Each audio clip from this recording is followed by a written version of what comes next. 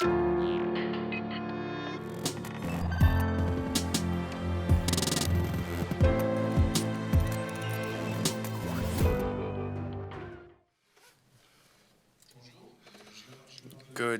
morning. My name is Lukasz Mirocha.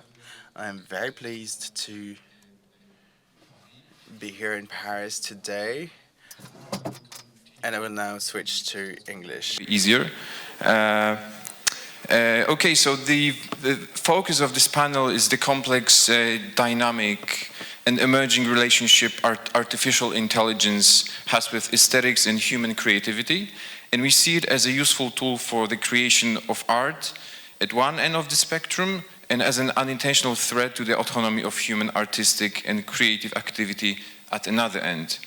However, navigating the realm of symbiotic imaginaries, we would like to avoid simple instrumentalization and pragmatization of AI in artistic practices.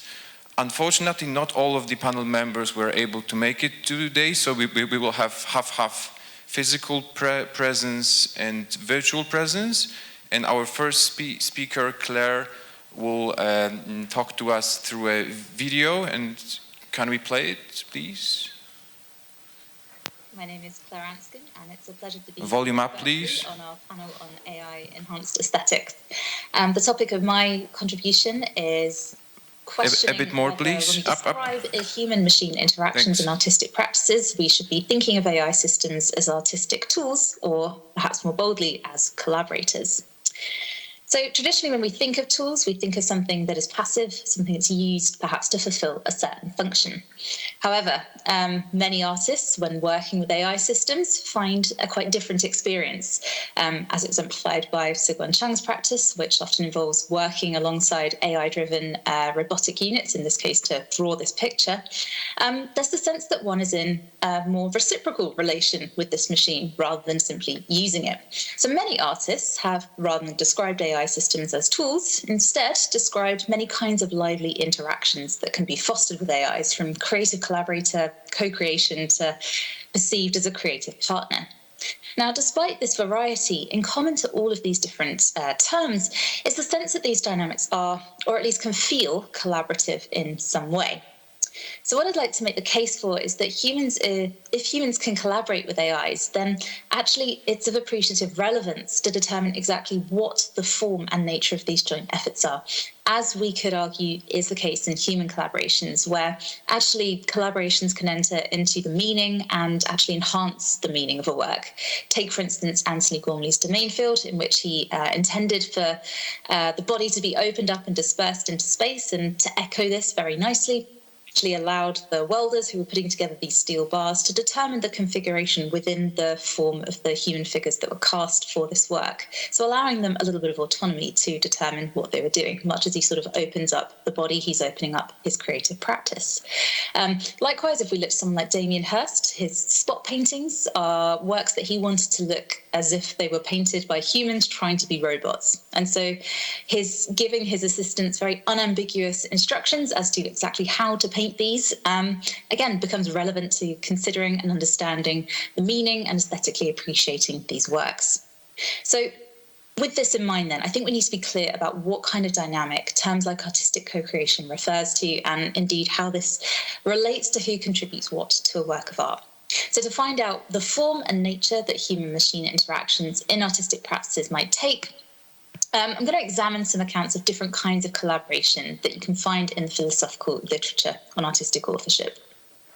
So we'll start with collective authorship. So this could take a variety of forms, from multiple authorship to joint authorship to co-authorship, and fundamental to all is a particular kind of mental state, namely those such as intentions. Now, as per Paisley Livingston, this might range from general authoring intentions, or looking at Christy Maguire, this might be quite specific intentions that might direct the actions that are constitutive of a successful attempt to produce a work that fulfills the conditions of falling under a particular art sort, or like sculpture. Looking at Bacharach and Tollefson's work, it might involve joint commitments that involve beliefs, goals, and desires. Whatever way one decides to cast this out, it's clear that intentions are required. And moreover, autonomy is also something that is in the background and explicitly mentioned by Livingston. who has described this kind of authorship as uncoerced cooperative activity. So when we try and apply these conditions and see whether AI systems meet them, we might have a little bit of luck if we look to the idea of them having some kind of agency. As Margaret Bowden has described, an AI agent might be described as a self-contained autonomous procedure, but that's where our luck runs out. It's widely agreed that AIs, certainly in their present and foreseeable state, don't possess mental states like beliefs, emotions, and those all-important intentions. Indeed, there are many differences between the mental abilities of humans and the cognitive capabilities of computers, so that we shouldn't really be confusing statistical methods of machine learning with, as Hagendorf and Wurzel caution, biological concepts of thinking, understanding, or learning. So this would suggest that AIs can't participate in the formulation of or non-coercive commitment to artistic goals or joint projects, as is required by most, if not all, accounts of artistic authorship that are currently on offer. So it seems that it would be inappropriate to describe interactions with AIs in artwork production in very literal terms as collective authorship. With this in mind, we'll see if we fare any better with co-creatorship. So this could be described as John McCormack and his colleagues have by the role of a machine as a creative partner, or creative collaborators that are engaged with an artistic goal, but that have the freedom to explore different possibilities to achieve it. And we find remarkably similar notions in the philosophical literature. Katerina Bantaniki, building on Christy Maguire's account of authorship, has proposed that creatorship is where A is a creator of W or a work as an F, so a work as a painting, for instance, if and only if A has shaped through her own intellectually creative and artistically informed labour at least some of the artistic properties that W as an F has. Plausibly, this requires agents to exercise knowledge of how to produce a result with the relevant values. In this case, that might be artistic values, and an evaluative ability directed to the task at hand in order to create novel and valuable artifacts. So we're really looking at an entity that's able to be artistically creative. How do they fare with this? Again, probably not so great. Even on a sort of really minimal account of artistic value, perhaps where it's a monist value that's identical with aesthetic value, in order to satisfy that kind of creative understanding of producing artistic value, we would expect the entity in question to perhaps understand the dependency of aesthetic on non-aesthetic properties, as per the work of Nick Zangwill, which typically would require an agent to have phenomenal knowledge of, say, how gracefulness and elegance might manifest in certain shapes and colours. So whilst AIs can assimilate these properties based on known correlations drawn from training data, with that, they're really drawing on the reasons of others in order to inform that kind of qualitative assessment that's necessary for that kind of artistic creativity that we're looking for with co-creatorship. Now, as Steinert puts it, machines embody knowledge about art and art making rather than forming this knowledge themselves. And so, as with authorship, it seems that for very much the same reasons, it's highly unlikely that AI systems themselves are fulfilling the conditions in order to be described as co-creators. So we'll look to our final category now, co-production. And here's where I think we might have a little bit more promise. And as with authorship, the kinds of contributions in this category are potentially quite varied. They range from the sort of Anthony Gormley example to the Damien Hirst example that I looked at earlier. So that some agents merely aid the production of an artifact or state, while others perhaps may determine either some of the salient features of the work or the processes used to realise these, as we might also see in works by Sol LeWitt, for instance, where he gives instructions for others to complete wall drawings, which specify, some of the rules, but not, for instance, what kind of material is drawn on or drawn with. And so in these cases, again, it seems aesthetically relevant to distinguish between and recognise the contributions of these secondary agents who might merely follow instructions, and those agents who we're particularly interested in here, who might have some autonomy to interpret the leading agent's directive and determine some of the salient features of the work or processes used to realise these. And that's because I think this is closer to capturing the kind of contribution that an AI can make to the production of an artwork. whilst they don't formulate artistic properties or expressive content of artworks for themselves, they can potentially make important contributions by working iteratively to non-accidentally realise new and often unexpected formal properties. Which I think means that the kind of contributions that AIs make is akin to that of human agents who have got a little bit of freedom to determine and some of the salient formal features of the work based on interpreting the leading agent's directive.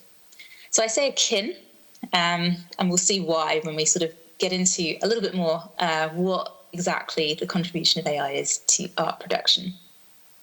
So importantly, they can process, as we well know, vast quantities of data, way more than humans could, which can bring huge advantages if we're looking for sort of, a huge variety of aesthetic outputs, which means that they might end up generating something different, but not by the way that human contributors would, perhaps by exercising knowledge how and an evaluative ability. So instead, we might refer to an AI's contribution as a generative contribution. And indeed, this hopefully recognises that there are some quite key differences between how humans and AIs contribute to a work of art. Importantly, I think that optimistically together, these creative and generative contributions can potentially extend and expand the scope of human artistic endeavours. And that's because partly these kinds of dynamics have some form of two-way dependence relation. That is to say, this isn't the kind of dependence relation where we might have between parties who kind of co-author a work or multiply author a work. Instead, this is the kind of dependence relation where there's a feedback loop that happens between the kind of generative and creative contributions to the production of a work of art, which is to say that AIs and humans can facilitate and build on the activities of the other to contribute to the production of the formal features of a work. So naturally, this means that those kinds of interactions look a bit different between AI and human and between human-only groups. Particularly with human-only groups, exchanges of ideas are central and potentially one of the benefits of collaborative working. Indeed, as some artists have stated, there's always another point of view, a person to discuss the problems with. And indeed, linguistic exchanges of ideas tend to be foregrounded in these kinds of cases of collaborative working. As we know, this differs when we come to AI. Whilst human agents don't always explicitly provide each other with reasons behind their decisions and actions, it's not really the case that AI systems can do that. They're usually, those involving machine learning, opaque, which might be crucial to their appeal, indeed. Of course, this might be ethically problematic, particularly when we're looking at sort of public decision-making domains and the deployment of AI systems there. But in a relatively harmless domain like arts, this could actually mean that AI opaqueness can potentially provide a really rich source of inspiration. AIs then, I think, can make generative contributions to the production of the formal features of artworks. As I've said, this is informed by the inputs of human agents, which in turn affects and informs the contributions of humans to their works. And so when it comes to that question of, is this a collaboration, whilst it might be tempting to call this a collaboration, I don't think it's going to be appropriate to actually use that term. I think that we need to instead think of this as a quasi-collaborative co-production, where humans are ultimately the authors of the artworks. So I'm trying to still account for the sense that is commonly described by those who have worked with an AI to produce art, that you're perhaps more in a reciprocal relation with a machine. What the foregoing can be taken to suggest is that, if we're not really in the position to call AI a collaborator, we're also not straightforwardly in the position to call it a tool. It might be used by humans to automate and fulfill some particular functions, but it's not a passive entity in the way that we might think of, say, a hammer or a pencil as being. In tools as traditionally conceived, they can produce unexpected results and push us in directions that we might not have otherwise considered. But importantly, those kinds of tools don't actively generate new content in the way that AIs do. And so they sort of occupy this sort of middle ground between collaborator and tool. And so I think for now it's clear that unless carefully qualified, we really shouldn't be referring to an agent as an artist, co-author, creator, or co-producer, unless this is an entity with mental states and intentional autonomy. Indeed, as Aaron Hertzman has suggested, it's probably a bit irresponsible to call a software system an artist. It makes us think that this machine is a lot more capable of these things than it really is.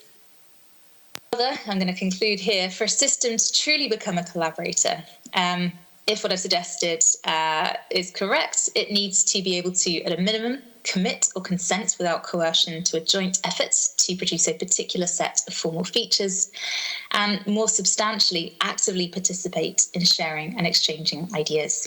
Thank you very much.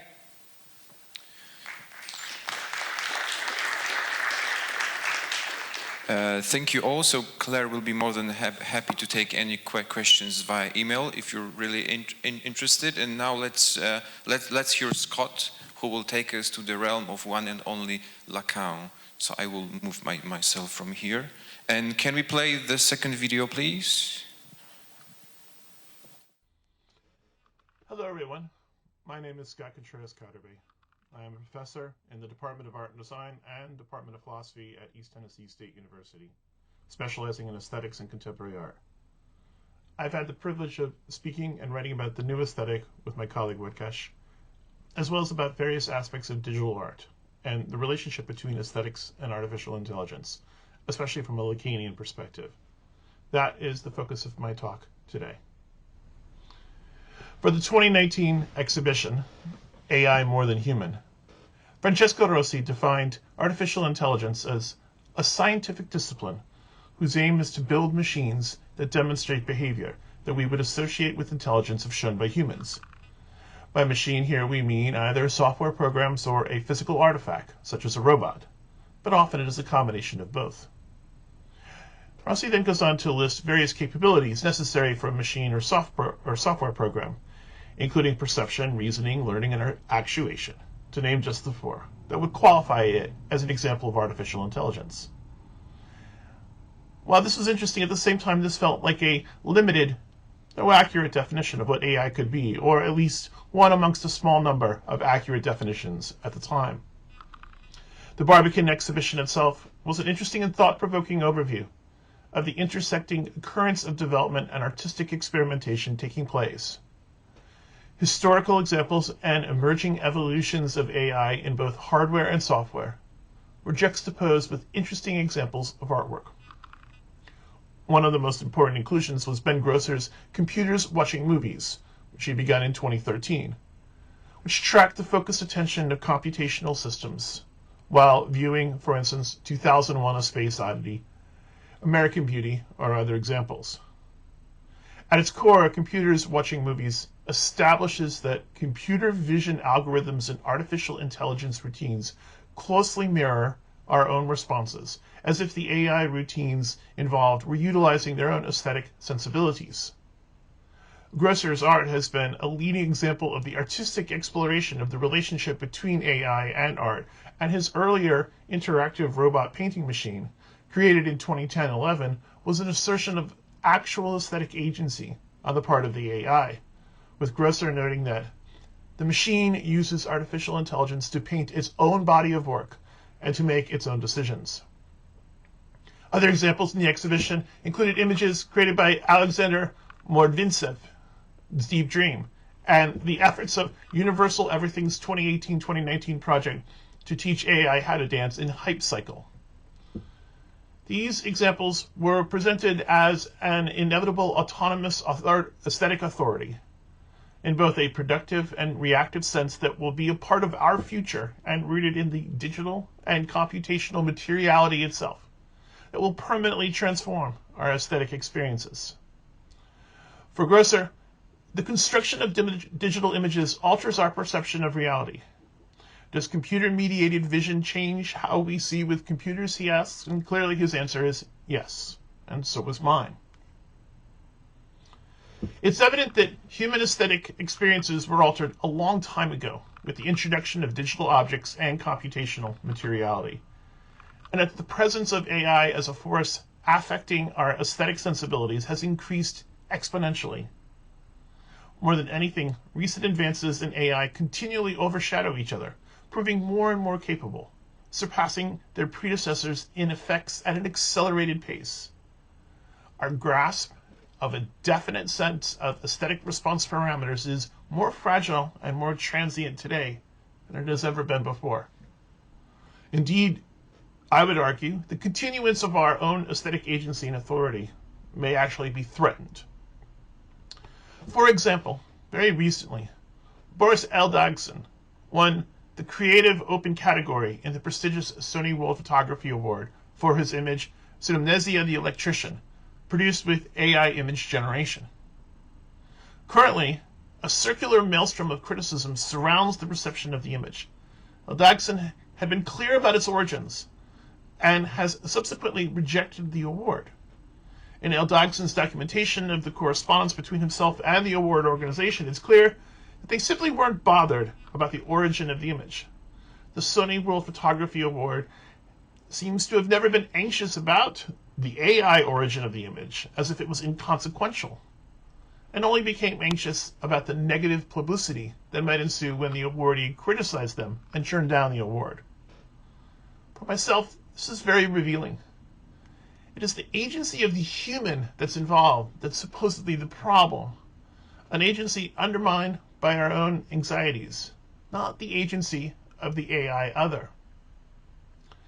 Anxiety is not without an object, but what happens when the object disappears as an object and becomes an other? The anxiety might disappear or be redirected, but there's always further weaknesses. This is the effect of AI art without a careful response. How do we respond to this? Just as much as my conviction that AI art represents the new aesthetic, a third distinct aesthetic from the natural and the human, it is my conviction that the theories of Jacques Lacan, aspiring to the state of algebraic sign, might be the best means of exploring and articulating the most efficacious means of addressing and allaying my concerns.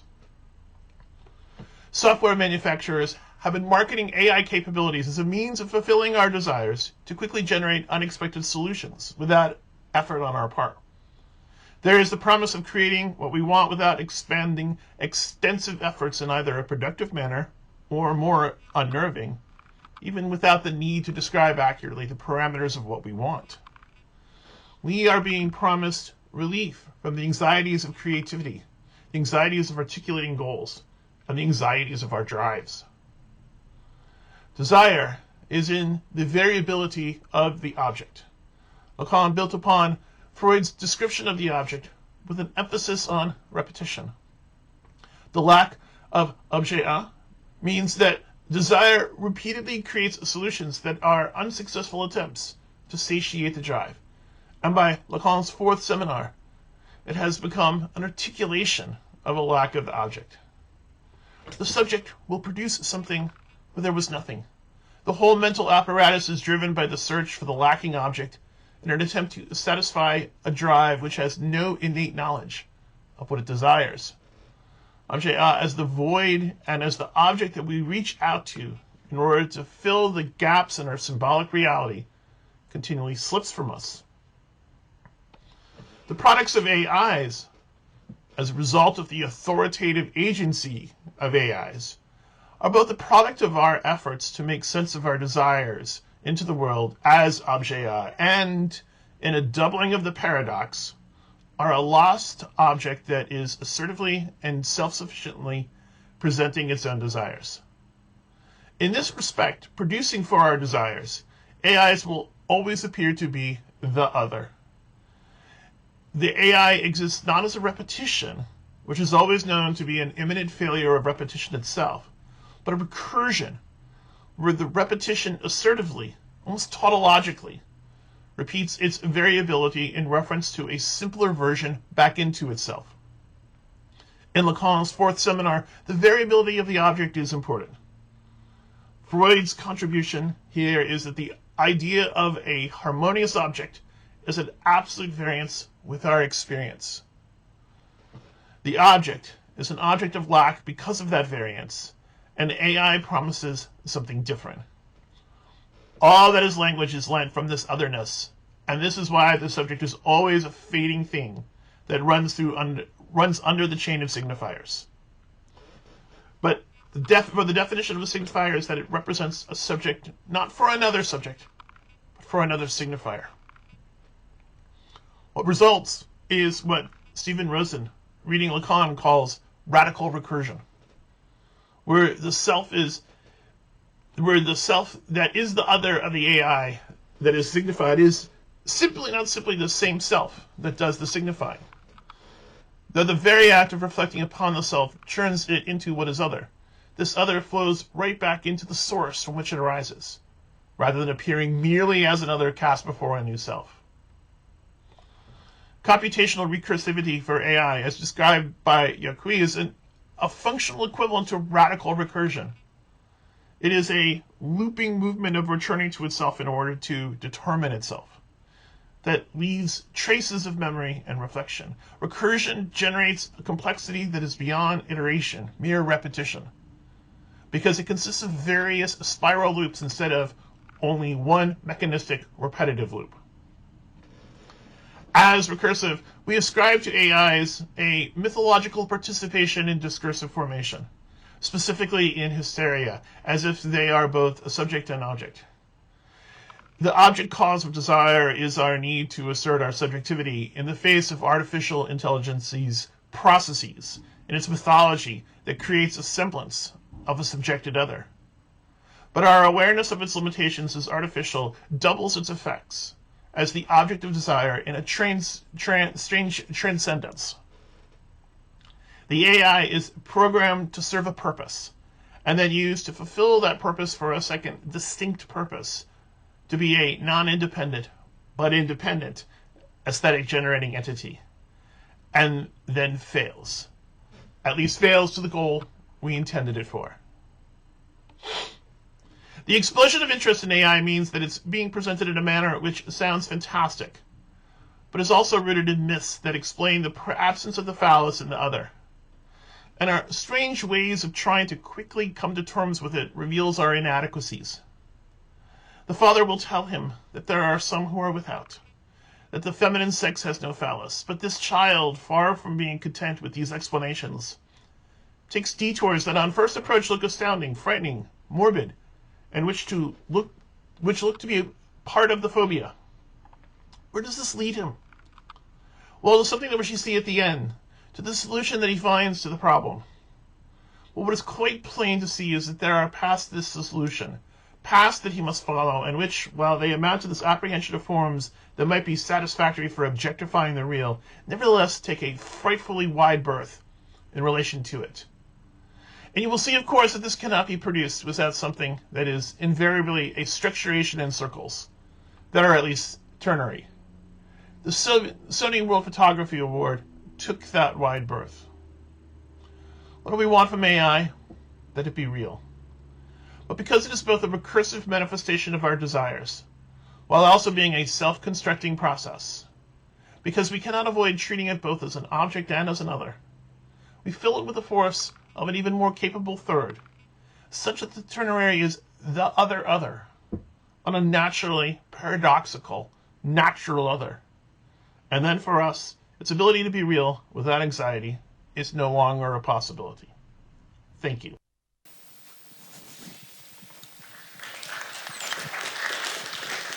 Thank you, Scott, and also Scott will be happy to take any questions. Damien, let's sit over there, and this will be our first physical participant who's approaching the stand here. Yes, he is.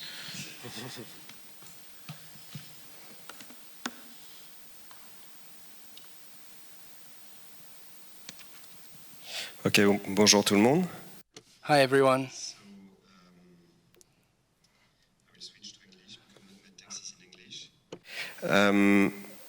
So I'm Damien Charrieras.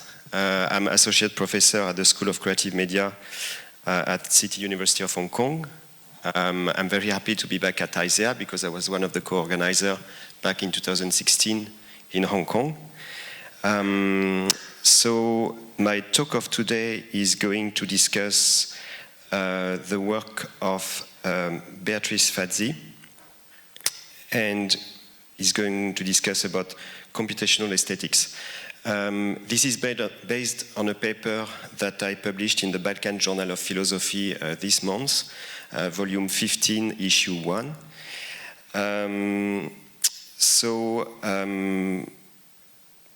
Basically, we are going to explore how Beatrice Fasi critiques the notion of computational automation to understand the role of digital creative technology and more specifically of creative software. So it's going to be very theoretical. I won't have time to point to lots of illustration or examples. I hope it's going to make a bit of sense, but maybe not at all. I wanted to summarize with ChatGPT this morning, but I couldn't do it. So my summary right now is some kind of human failure in trying to convey an idea. Beatrice Fasi, in her book, published, her book is published in 2018. It's called Contingent Computation, Abstraction, Experience, and Indeterminacy in Computational Aesthetics. So in this book, she discusses a lot of philosophers, but especially like Deleuze and especially Alfred North Whitehead, but she discusses also Gödel and Alan Turing, so the people that were interested into the mathematics paradigms behind the computational. So she's criticizing in her book the simulation hypothesis. What is the simulation hypothesis in computer sciences? It's the idea that the computer can simulate the entirety of human experience. And Fasi goes on saying that this simulation paradigm promises too much and too little. Too little because, as we know, and it's always the old discourse, the computer cannot encompass the whole complexity of human experience. And as humans, we are always a little bit more, and we have a soul or a sensibility that computers can never reach. So we think we are safe. But also, so this simulation paradigm promises too much, cannot encompass the whole complexity of human experience and affects, etc. But this simulation paradigm for Fasi, and it's her key point, it promises too little because computers have their own mode of thought. They have their own alien forms of intelligibility that are completely branching out from any human mode of intelligibility or feeling or emergences. So this is our basic, not so basic point of departure. And then I'm going to jump directly to how she uses, so she discusses at length Gödel and Turing in relation to this alien form of the computational. But now I'm going to jump into how she used Alfred North Whitehead to explain the computational aesthetic, the modes of emergences that are specific to computers. So what does happen when the computer doesn't search to emulate human form of emergences? So as you know, human form of emergences, it's about the failures of humans or the affects or the way we are culturally situated in certain contexts. We have the friction of the reals in regard to a system of sentience of the world that is specific to humans or a living being. So she's going to explain how the computational has different forms of emergences that are radically different from the forms of emergences in the human.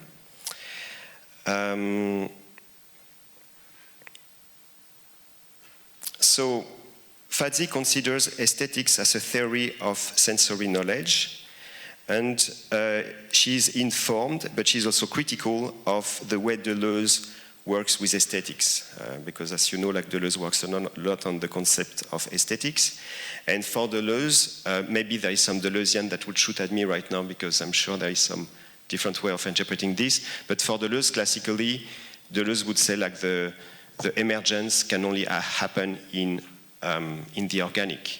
the machine, the recursivity of the machine cannot allow from true forms of emergencies. So Fadzi is a bit critical of that stance, and she says, no, the machines are able to have forms of emergencies, but they are not based on affect, they are not based on threshold, they are not based on all these network of concepts used by Deleuze to characterize the analog, and to which he links to the virtual and the modes of emergencies. So Fadzi tries to define, through computational aesthetics, non-human forms of emergencies. So Fadzi rejects Deleuze's contention that computational technology could not lead to form of emergence. She uses what Whitehead concept of prehension and potential to explore what constitute modes of emergences for computational technologies. So she gets rid of the virtual. In Deleuze's thought, you know, the virtual that he draws from Bergson is very important, but for Fadzi, the virtual is too articulated to the human. So the virtual as a concept cannot be used to explain computational forms of emergencies. So instead of the virtual, she keeps the concept of potential, and she tries to work on the concept of potential with Alfred North Whitehead to explain, to characterize computational form of emergence. So for Whitehead, for Alfred North Whitehead, this American philosopher, pragmatic philosopher and mathematician, for him, aesthetics is not only about a bodily transduction and a physical reception, or the thought that comes from sensibility. Instead, for Whitehead, aesthetics is about mental processes too. In Whitehead philosophy, this mental activity pertains to actuality. It is aesthetic because it is not a representational reduction or mediation, but a conceptual prehension. You know, the idea of prehension for Whitehead, it is not about the cognitive capability of draw a specific meaning from the environment, but for Whitehead, this idea of prehension is a grasping. And usually we grasp way more than what we reflexively realize. And so it works the same for computational technology. When they are grasping their surroundings or their data, they are grasping way more than what they can, what can be seen at first. So for Whitehead, this idea of prehension is a grasping, a seizing, or holding of the pure potentiality of an idea. It affords a means of advancing an aesthetic ontology of computation that would not discard the logico-quantitative operation of computational system. It is expressed through formal abstraction.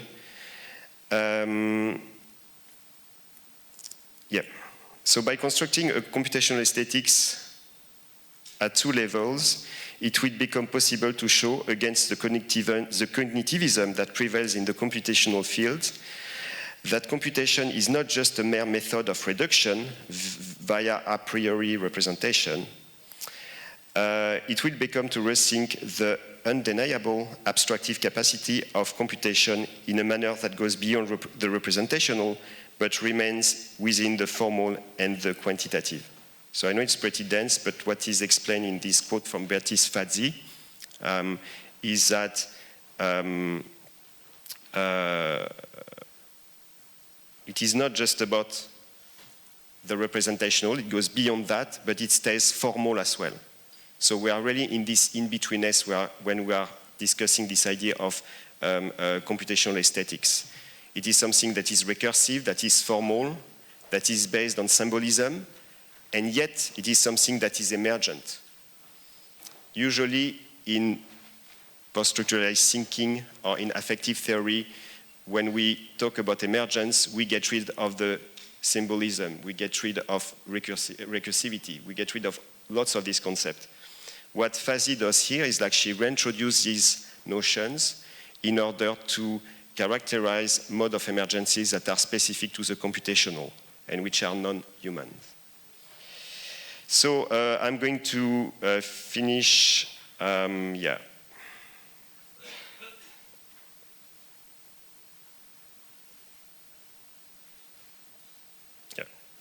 So what is at stake here for artists? We can say like there is, of course, lots of different trends in new media art, and there is a trend that seek to interface human sensibility to machines and to seek the emergence of the new through that process of interfacing sensibility to the machine. What Beatrice Fazi invites us to do is to consider the alien mode of thinking of the computational and a purely specific computational aesthetics that is based on formalism, recursivity, but nevertheless that is emergent and that is unpredictable. And just to finish, like the core of our argument rests on this idea of the uncomputable that was explored by Luciana Parisi like a few years back for her book on parametric architecture. So this idea of the uncomputable that is at the heart of the logic of computational, that is at the heart of computational logic, this uncomputable allows for form of specific computational emergences to happen. Thank you very much.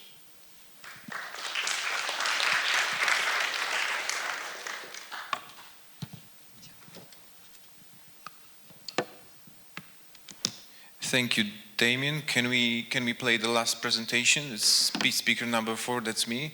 And I'm quite happy that there's enough time that I can actually introduce myself.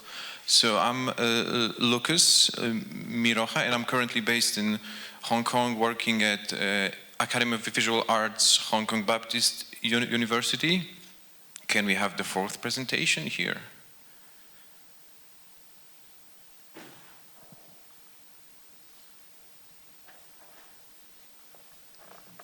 Could you check? I can start without the presentation for now. So this, the presentation you're about to see is it's a result of a side research that I was involved for the last 5 years, while being mainly interested as my main topic in 3D and immersive media spaces creation. But I've been always quite observant regarding what's been happening in the 2D image generation, and this is more of a thought experiment here. And I would like to superimpose generative AI media on media theories that are more of a legacy theories that were. That were conceived way before generative AI media went into mainstream. So it's more of a thought experiment. How about this presentation? Should I continue? Could you update me on that?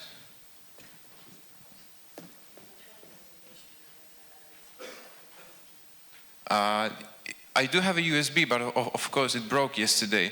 So if you have a USB, I can just, or I can, yeah. So you, sorry, that was unexpected.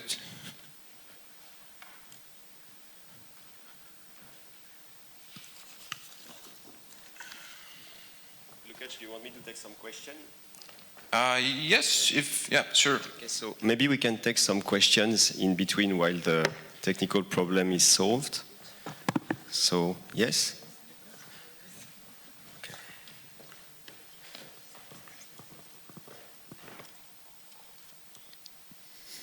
Bonjour, justement, c'est à vous. Hi, I wanted to ask you a question. Could you please specify what you mean by aesthetics? Because this is a broad concept. Applying it to computer science makes it even more complex. The idea of aesthetics, as you said, can mean many different things. Aesthetic values, a system of what we like and don't like, the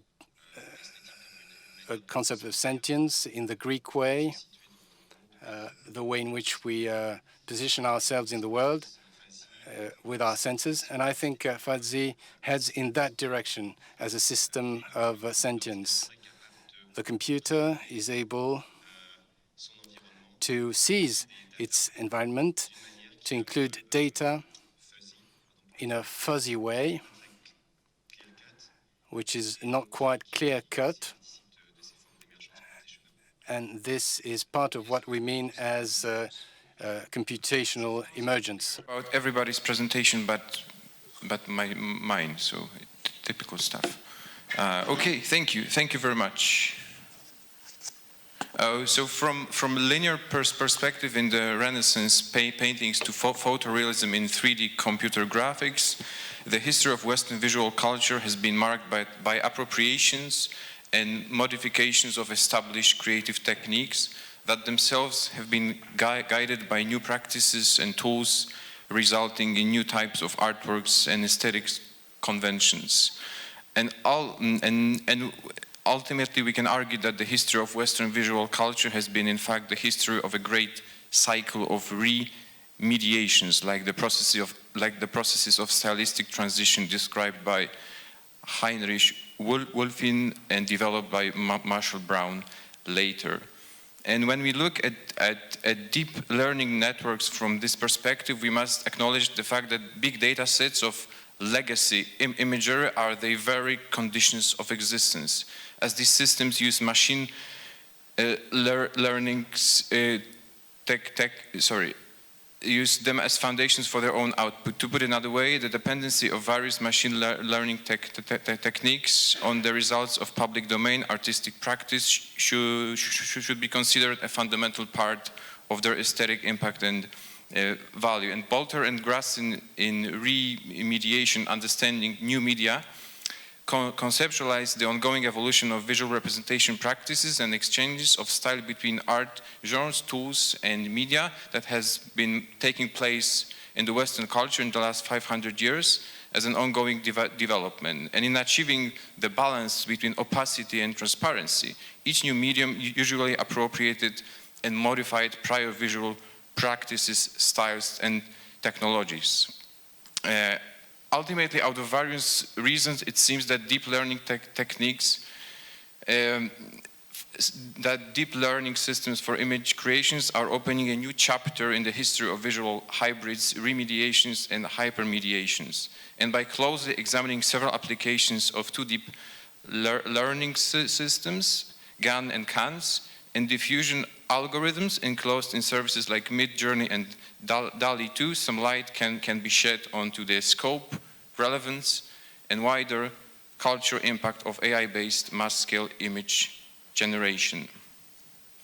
As we all know here, GAN is a type of neural network architecture for generative modeling, and generative modeling involves using a model to generate new examples that plausibly come from an existing distribution of samples, such as generating new photographs that are similar but specifically different from a data set of existing for photographs. And for example, works like Portrait of Edmond Bellamy, which emerged from the analysis of data set composed of 15,000 portraits painted between the 14th century and the 20th century, have been created by balancing between the immediacy of the creation technique, like leaving the image values mostly unchanged, and between its hypermediacy, altering the values and thus changing the visual appearance of the image. And GANs can produce both highly realistic images that are aesthetically indistinguishable from photographs, so they follow the principles of photorealism, but are not indexical as they don't depict real-life objects. And also images that look like they are far from picturing real-life objects and environments. GANs can be also used for image stylization or neural image translation. In the first case, the produced image retains the structure and general appearance of the source image, but adds a new style to the output images, filling in with brush strokes or tiles. Ultimately, GANs can, but don't have to create good copies of the images from the datasets. By manipulating values, they can juxtapose and layer and cues of the source image to produce new images which can be either very similar or distant from the ones in the dataset. Similarly to GANs, CANs has been trained on thousands of human creating paintings coming from the publicly available WikiArt dataset, representing more than 2 dozens of style from the early Renaissance to action painting. GANs could emulate human-made art, but GANs took the image-generating process one step further, to the point of being able to come up with seemingly new styles and aesthetics instead of just following the established style like Baroque or Impressionism or others.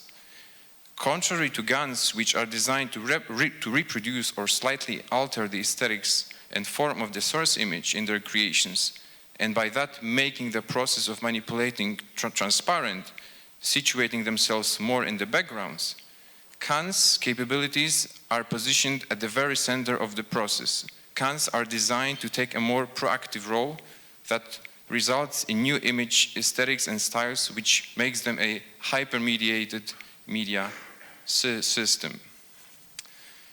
Ryan O'Connor, AI practitioner, noticed that diffusion models such as DALL-E can function thanks to enormous data sets like billion large models that operate on billions of images of paired natural language image data that was scrapped from internet. We've discussed it already here.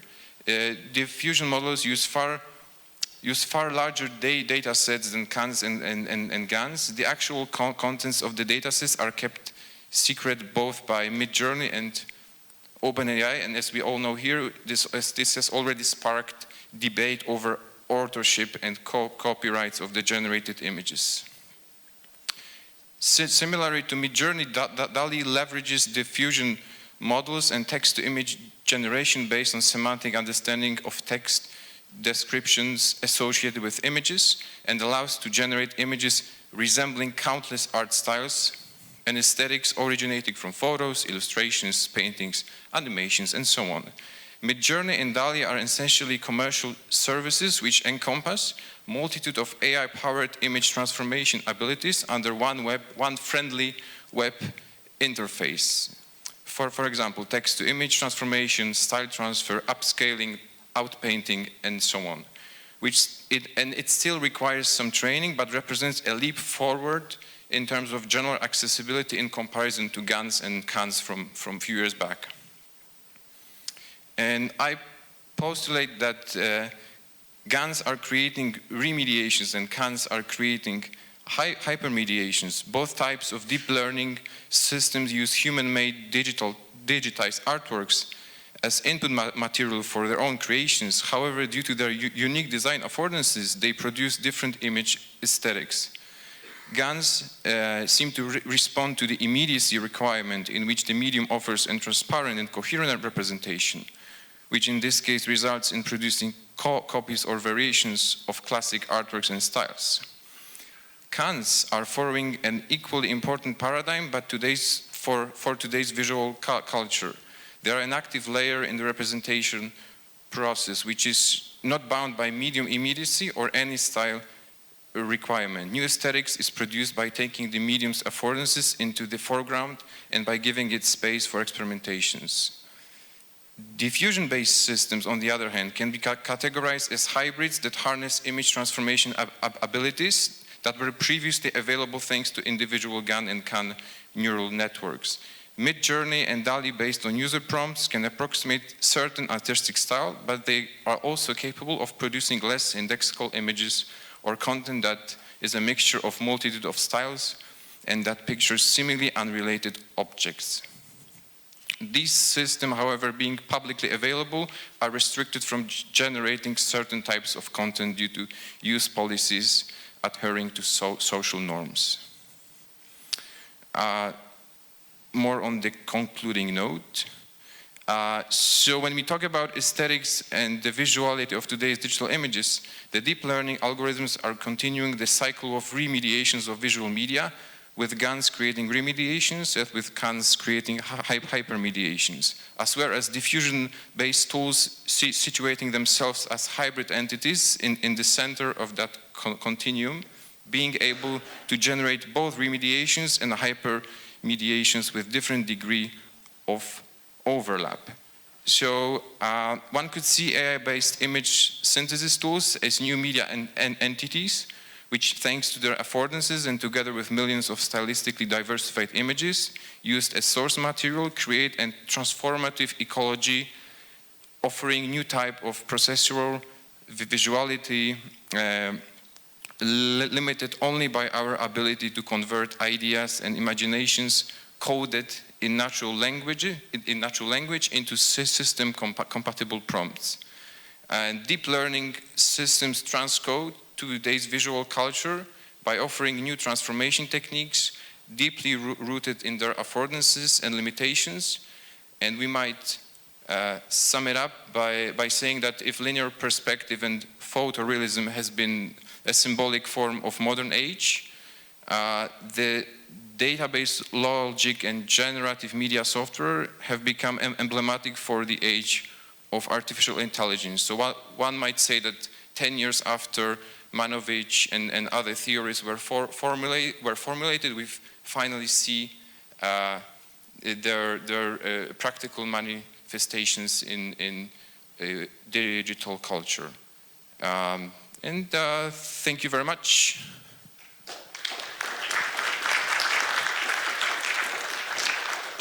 Unfortunately, we don't have much time for questions since our bellies are in need, I guess. It's almost lunchtime. We can have just maybe one.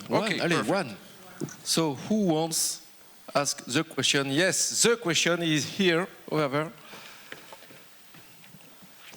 Peut-être allumer un petit peu, voilà. Merci pour que vous puissiez voir ce monsieur.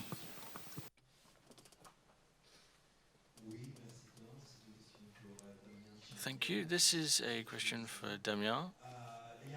To hear about fuzzy and this model of computation between formal and emergence. It reminded me of Akavia, who defines computation as the triple interrelation of language, logic, and mathematics. So he includes also Chertz next to Turing and Gödel. This triple interrelation is in a model of topological navigation. So that's the emergence part, I guess, and I see parallels there. My question is, what's the demarcation that fuzzy offers between computationalism and artificial intelligence, basically? Is there a strict demarcation? Thank you.